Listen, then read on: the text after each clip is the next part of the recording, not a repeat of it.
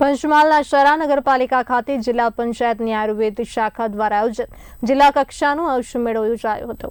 વિધાનસભા ગૃહના ઉપાધ્યક્ષ જેઠા આહિરની અધ્યક્ષતામાં યોજાયેલા કાર્યક્રમમાં લોકોએ હિન્દુ આયુર્વેદિક અને હોમિયોપેથિક ઉપચાર માટે માર્ગદર્શન પ્રાપ્ત કર્યું। જેઠા આહિરે લોકોને એલોપેથીની જગ્યાએ આયુર્વેદ અને હોમિયોપેથિક દવા લેવા માટે અપીલ કરી હતી। કાર્યક્રમમાં આયુષ નિદાન કેમ્પ, આયુષ પ્રદર્શન, આયુર્વેદિક અને હોમિયોપેથિક સારવાર તેમજ આરોગ્ય અંગેની મહત્વપૂર્ણ માહિતી આપી હતી। आज रोज शहरा नगरपालिका हॉलनी अंदर आयुष मेळाનું ઉદ્ઘાટન કર્યું।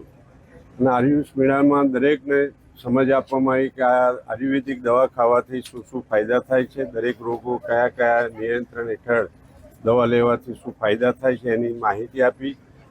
એલોપેથિક ઉપર જે લોકો ચડી ગયા છે અને આયુર્વેદિક આપણા જે જૂના જમાનાના વૈદરાજો જે કામ કરતા હતા એ વૈદરાજો તરીકે આજે આયુષ ડૉક્ટરો જે છે, આયુર્વેદિક ડૉક્ટરો છે, એ વૈદરાજો જ છે। તો એ એમની જૂની પદ્ધતિ પ્રમાણે, આયુર્વેદિક પદ્ધતિ પ્રમાણે લોકોના આરોગ્યને સારવાર આપે અને લોકોનું આરોગ્ય સારી રીતે સુધરે એના માટેની આજનો પ્રોગ્રામ રાખવામાં આવ્યો હતો।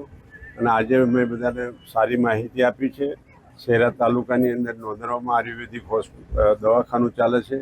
એવા મોટા મોટા જે અમારા તાલુકાના લાગતા ગામો જે છે, ગામોની અંદર આયુર્વેદિક દવાખાના ચાલુ થાય તો એનાથી લોકોને સારવાર લઈ અને તાલુકાની પ્રજાને ખૂબ શાંતિ મળે, સુખી થાય એવા માટેની મેં રજૂઆત કરી છે। એ પણ અન્ય આયુર્વેદિક ડૉક્ટર ગેહલોત સાહેબ અને ડીડીઓ શ્રી પણ હાજર હતા। એમની હાજરીમાં કીધું છે અને એમણે ખાતરી પણ આપી છે કે આ વખતે આપણે વ્યવસ્થા કરીને એનો ઉપયોગ કરવાની શરૂઆત કરીશું। જય હિન્દ। ખાસ કરીને શું સંદેશો આપશો કે એલોપેથિક દવાનો ઉપયોગ કરવો જોઈએ દર્દીઓ કે પછી હોમિયોપેથિક? હું આજે પણ એમ કહેવા માંગુ છું કે એલોપેથિક દવા કરતાં આયુર્વેદિક દવાનો ઉપયોગ કરવાથી, હોમિયોપેથિક દવાનો ઉપયોગ કરવાથી એનું રિઝલ્ટ તાત્કાલિક મળતું નથી, થોડા સમય લાગે છે।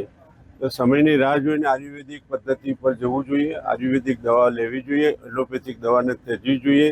જેનરિક દવા દેશના વડાપ્રધાનશ્રીએ પણ ચાલુ કરી છે। જેનરિક દવાનો ઉપયોગ કરવો જોઈએ જેથી કરીને જે શરીરને નુકસાન થાય છે એ નુકસાન ન થાય, લોકોની તંદુરસ્તી સાચવાઈ રહે એના માટેના પ્રયત્નો છે।